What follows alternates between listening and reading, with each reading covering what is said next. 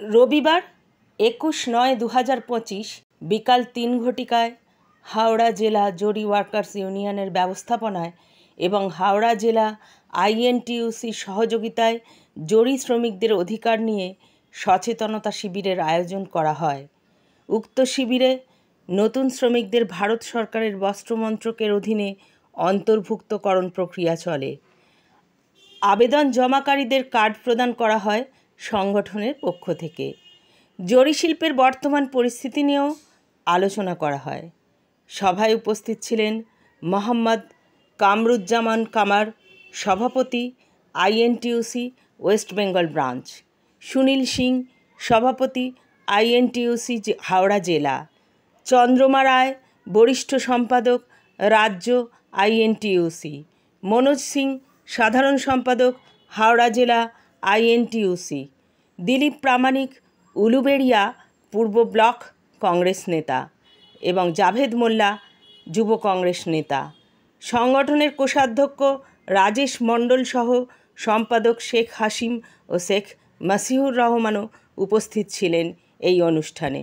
সমগ্র অনুষ্ঠানটি পরিচালনা করেন আশিক আলী শাহ, সাধারণ সম্পাদক, হাওড়া জেলা জরি ওয়ার্কার্স ইউনিয়ন। সেমত অবস্থায় আমরা ক্যাম্পে 10টা এই কার্ডেতে একটা মুদ্রা লোন আছে, ওই ক্যাম্পের দিন 10 জন মুদ্রা লোনের অ্যাপ্লাই করেছিল। সেটা অফিস সেখান থেকে তাদের প্রসেস করে প্রত্যেকটা ব্যাংকে পাঠিয়েছে, যার যেখানে অ্যাকাউন্ট, এটা তো আধার এবং ব্যাংক অ্যাকাউন্ট লিংক কার্ড, যার যে অ্যাকাউন্টে কার্ডটা আছে সেই ব্যাংকে পাঠিয়েছে। ব্যাংক বলছে যে প্রকল্প তো সরকার দিয়েছে কিন্তু আমাদেরকে টাকা দেয়নি। তো আমরা ব্যাংকে গেলাম, তো ওখান থেকেই আমরা অফিসে ফোন করলাম যে কেন পাবো না আমরা জরি শ্রমিক, আমরা যাবো কোথায়, আমরা কি কিছুই পাবো না? তখন অফিস মানে আমাদের যে ডেভেলপমেন্ট কমিশনের অফিস আছে ওখান থেকে ব্যাংকে ফোন করলো যে আপনারা যেটা পাবেন সেটা আমাদেরকে লিখিত দিন, যে কেন শ্রমিকরা পাবে না, প্রকল্প যখন তাদের নামে আছে তারা কেন টাকা পয়সা পাবে না, কেন সুযোগ সুবিধা পাবে না। এতে একটা ইন্স্যুরেন্স আছে, এলআইসি দেয়, রাজীব গান্ধী আম আদমি বীমা যোজনা। আমরা এলআইসির অফিসে গেলাম, এলআইসির অফিসে গিয়ে দেখছি 15টা স্টাফ নিয়ে সোশ্যাল সিকিউরিটি স্কিমগুলো চলতো, একটা ডিপার্টমেন্ট ছিল আলাদা। সেখানে গিয়ে দেখছি পুরো ডিপার্টমেন্ট উঠে গেছে, একজনকে রেখেছে, তিনি বললেন যে লাস্ট যেগুলো হয়েছে যা প্রকল্প আছে সব ব্যাংক থেকে পয়সা কাটবে, মানে প্রধানমন্ত্রী বীমা যোজনা, স্বাস্থ্য যোজনা যা আছে ব্যাংক থেকে টাকা কাটবে। তাহলে ওখান থেকেও আমরা নিরাশ। এবারে ব্যাংক যখন চিঠি দেয় যে আমরা টাকা দিতে পারবো না, তখন ওখান থেকে বস্ত্র মন্ত্রকে চিঠি করা হয় যে এরা পাবে না কেন। তাকে সোশ্যাল সিকিউরিটি মানে ইএসআই, পিএফ, হেলথ, ট্রিটমেন্ট সমস্ত ফেসিলিটিটা আছে। কামরুজ্জামান কামার সাহেব সমস্ত জায়গা বাংলা পাড়া গাঁয়ে ঘুরে ঘুরে যেখানে মায়ের বোনেরা যে কাজটা করে, শ্রমিক জন্য আলাদাভাবে কোনো আইন ছিল না। 2008 সালে ডক্টর মনমোহন সিং যখন প্রাইম মিনিস্টার, উনি একটা বিল নিয়ে আসে অসংগঠিত শ্রমিকদের জন্য 2008 সালে, পার্লামেন্ট থেকে পাস হয়।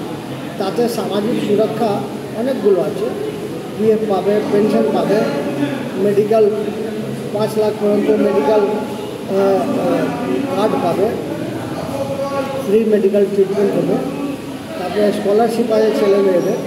তো এই আইনের আওতায় এই কার্ডগুলো আছে। এটা যেহেতু মিনিস্ট্রি অফ টেক্সটাইল আন্ডারে এই কাজটা পড়ে, ওরাও কিছু কিছু এখানে সুবিধা দেবে। তার মধ্যে আমরা বলেছি ওদেরকে, যেরকম বিড়ি শিল্পতে যারা আছে তারা ঘর বাড়ি পায়, মানে বাড়ি করার জন্য আগে থেকে 1.5 লক্ষ, এখন বোধহয় ওটাকে 2 লক্ষ করে দিয়েছে। আমরা বলেছি এই জরি শিল্পের সাথে যারা যুক্ত আছে, যেরকম বিড়ি শিল্পের লোক পায়, যেরকম অন্য অন্য জায়গার যারা শ্রমিকরা আছে সেভাবে এদেরকেও ওই ফ্যাসিলিটি দেওয়া হয়। দেখা গেছে যে রাজ্যের বিভিন্ন প্রকল্প থাকলেও সেগুলো ঠিক কার্যকরী হয় না। কার্যকরী হয় না ওখানে অনেক মানে এক তো মেম্বারশিপ ওরা যখন জেনে নেয় যে এরা অন্য দলের লোক, মেম্বারশিপ দেয় না। মেম্বারশিপ দেওয়ার পরেও তারা খুব হ্যারাসমেন্ট করে এবং ওদের পার্টিতে যেহেতু কোনো ট্রেড ইউনিয়ন সংগঠিত নেই, পার্টি আর ট্রেড ইউনিয়ন ওদের একই আছে, তারা ঠিক মন দিয়ে করে না। তো আইন আছে, আমরা যদি ঠিকমতো এই কাজগুলো করি, মেম্বারশিপ মানে কার্ড ইস্যু করিয়ে দিই, তাহলে কিন্তু গভর্নমেন্ট দিতে বাধ্য। ক্লেম করলে আমি ওই বোর্ডের মেম্বার আছি, অসংগঠিত শ্রমিকের ওয়েলফেয়ার বোর্ডের আমি মেম্বার আছি। আমি ওই জন্মলগ্ন থেকেই মেম্বার, 2008 থেকেই আমি মেম্বার। তো আমি যে মেম্বার আছি তাতে কোনো সরকারের কোনো ব্যাপার নেই যে সরকার আমাকে নমিনেট করেছিল।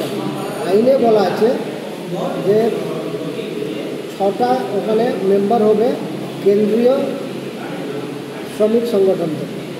যেহেতু আইএনটিইউসি ইন্ডিয়ার সবথেকে বড় কেন্দ্রীয় শ্রমিক সংগঠন, তার প্রতিনিধি হিসাবে আমি ওখানে আছি এবং আমরা দেখি যে ক্লেমগুলো আসে সেটা ঠিক মতো তারা পাস করছে না।